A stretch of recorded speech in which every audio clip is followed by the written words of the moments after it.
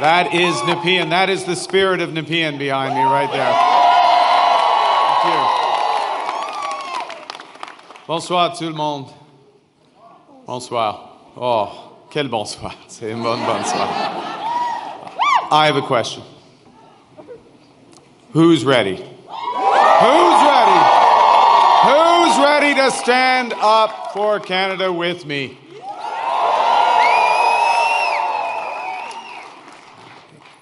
And who's ready? Who's ready to build Canada strong? Okay, we got that settled. That's good. Avant de commencer, je voudrais féliciter les autres chefs de parti, de leur campagne et de tout le travail qu'ils ont fait. Je les remercie pour leur service envers le Canada, maintenant et dans le futur. I want to thank the leaders of the other parties. I want to salute the contribution of Jagmeet Singh. I noticed his remarks. Leading on progressive values. Elizabeth May, who will be returning to Parliament. Yves-François Blanchet. And I want to congratulate Pierre Poilievre on a hard-fought, fair, good campaign, his commitment to the country that we both love.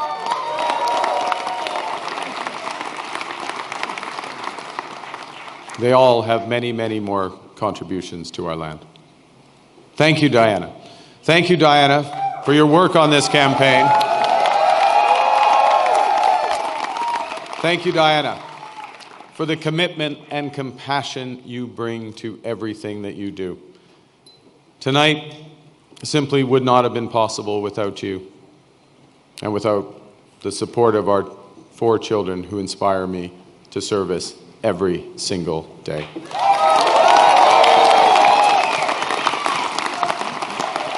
I also want to salute the women and men who put their name on the ballot from all parties.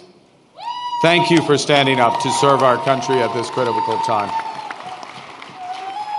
And for those who were elected, particularly those Liberals who were elected, I am looking forward to working together to deliver for Canadians. This says, Bruce. And Bruce, yes, Bruce Vanjoy. I'm looking forward to working with Bruce Vanjoy.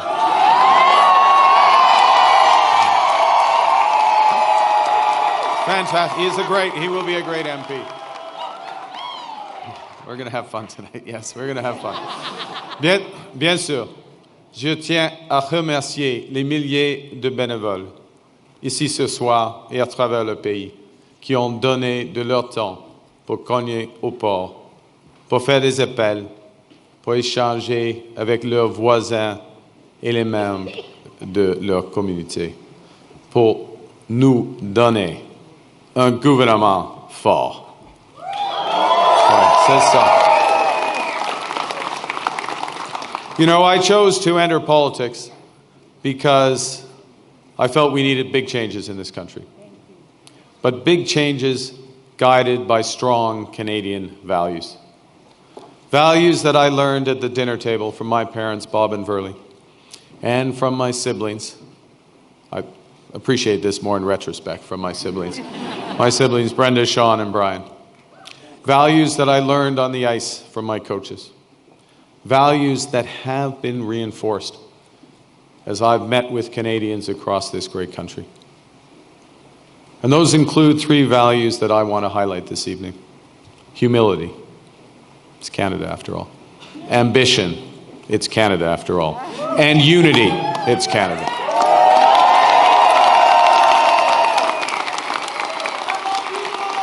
I love you. Right back. Right back. These are good values. These are Canadian values. Values that I will do my best. I'm just getting worked up here. These are values that I will do my best to uphold every day as your Prime Minister. You betcha. Okay, well, you have to judge after this next section because I am going to begin with the value of humility and by admitting that I have much to be humble about. It's true. Over my long That's not an applause line, it's just a statement of fact. Over my long career, I have made many mistakes, and I will make more. But I commit to admitting them openly, to correcting them quickly, and always learning from them. You know, humility underscores the importance of governing as a team in cabinet and in caucus, and working constructively with all parties across Parliament, of working in partnership with the provinces and the territories, and with Indigenous peoples. And at this time, it underscores the value of bringing together labor, business, civil society to advance the nation-building investments we need to transform our economy. Humility is also about recognizing that one of the responsibilities of government is to prepare for the worst, not hope for the best. As I've been warning for months, America wants our land, our resources, our water, our country. Never. But these are not idle threats. President Trump is trying to break us so that America can own us. That will never, ever happen.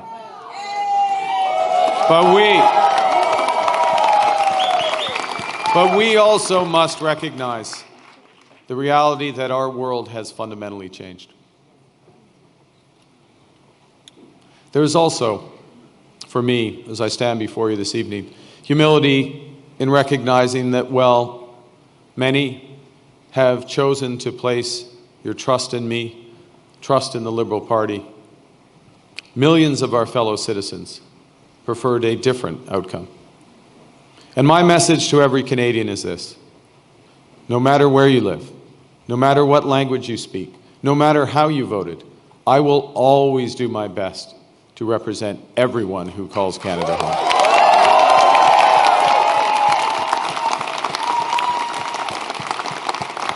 You know, during this short campaign, I went to Saskatchewan and Alberta a couple of times, even though, you know, we're Liberals. It's tough. It's tough out there. I grew up there.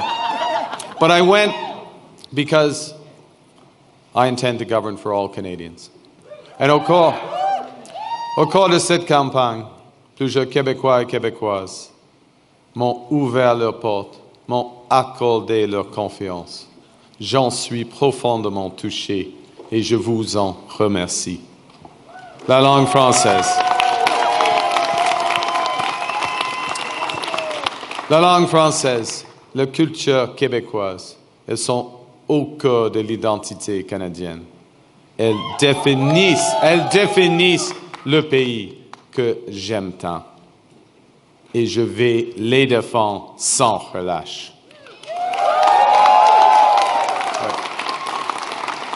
Avec la forte équipe de députés québécois que vous venez d'envoyer à Ottawa, nous allons faire en sorte que le Québec continue de prospérer au sein de Canada fort.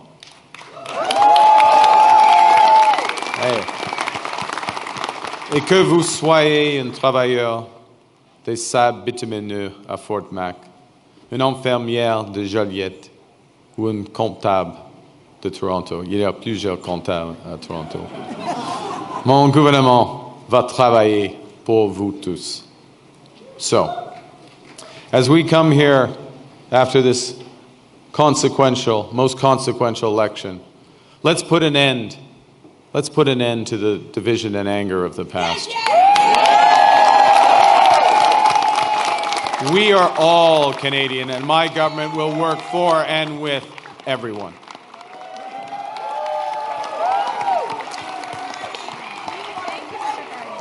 I began with humility, but Canadians are ambitious.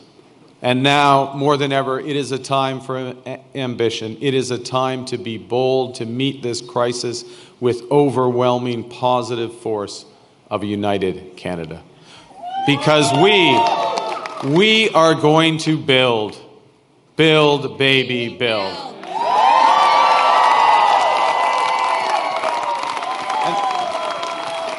Exactly. Throughout, we're building now. We've gotten over that bit.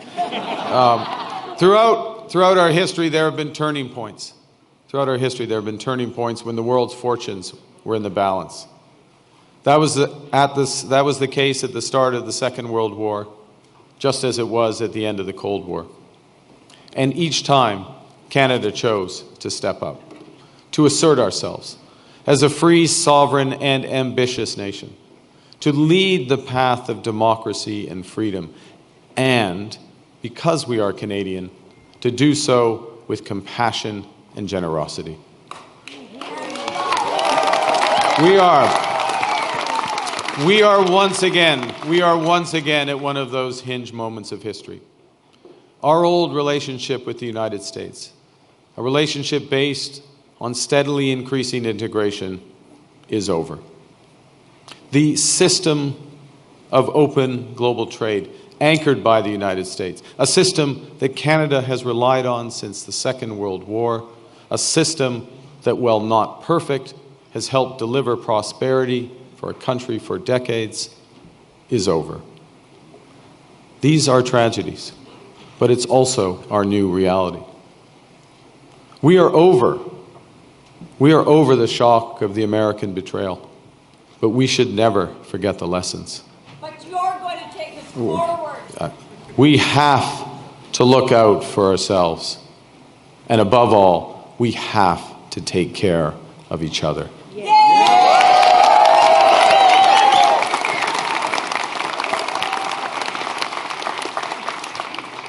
When I sit down with President Trump, it will be to discuss the future economic and security relationship between two sovereign nations. And it will be with our full knowledge that we have many, many other options than the United States to build prosperity for all Canadians.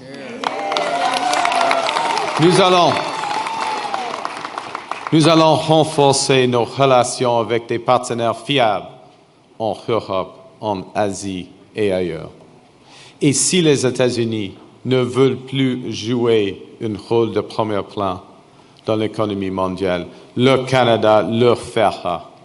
We will lead, not the Americans. Nous sommes maîtres chez nous. Nous allons bâtir des millions de logements, une superpuissance énergétique, de bonnes carrières dans les emplois spécialisés et une seule économie canadienne, pas 13.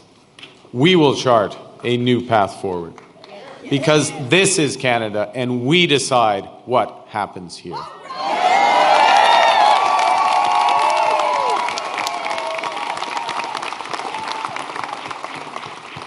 We will need to think big and act bigger.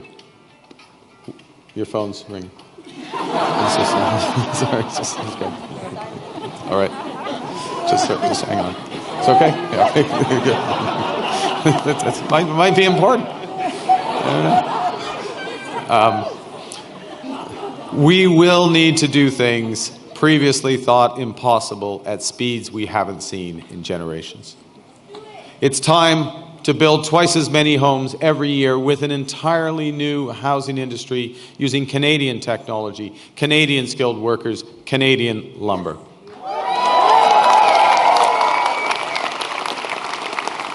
It's time to build new trade and energy corridors, working in partnership with the provinces, territories, and Indigenous peoples.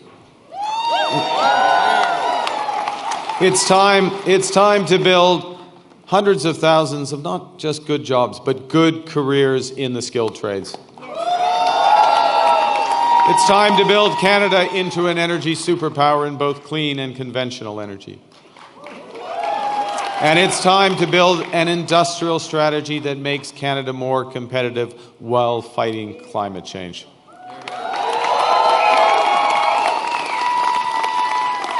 We will build one Canadian economy, not 13, with a government committed to free trade in Canada by Canada Day.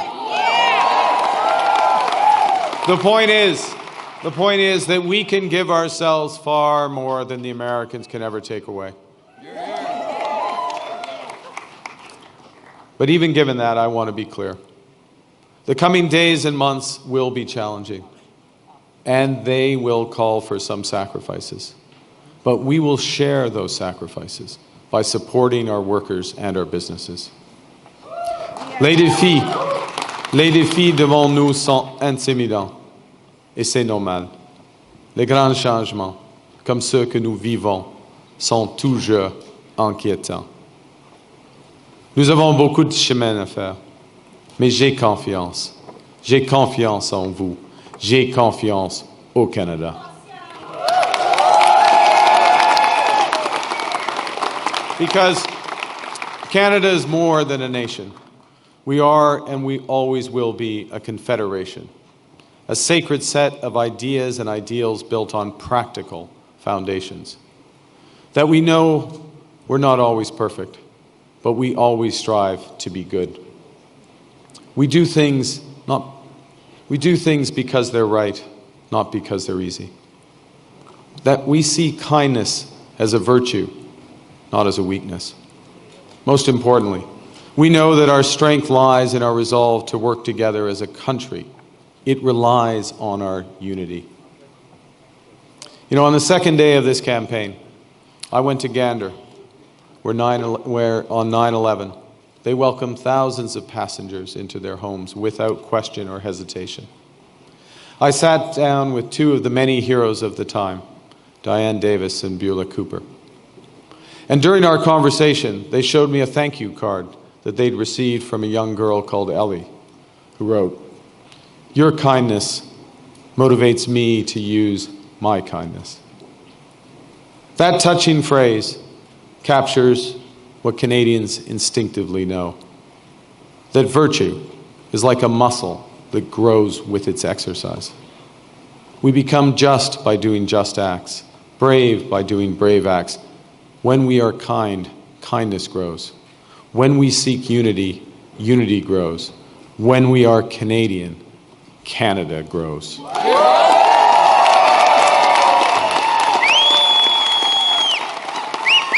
And united over our history, we have done hard, seemingly impossible things. United, we have built one nation in harsh conditions, despite a sometimes hostile neighbor. Yes, they have form on this, the Americans. United, we have confronted our own past with Indigenous peoples. Unis, nous avons bâti un pays qui rassemble des langues, des cultures et des croyances différentes. Unis, nous avons bâti des institutions culturelles essentielles comme CBC Radio-Canada. United, we have created universal public health care. And now,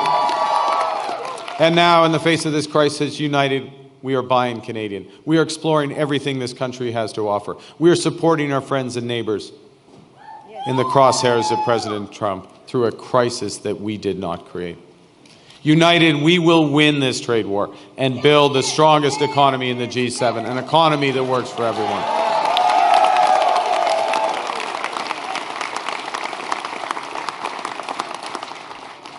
Au cours des derniers mois, les Canadiens et Canadiennes ont fait leur part, se sont rassemblés pour défendre notre pays et notre façon d'être.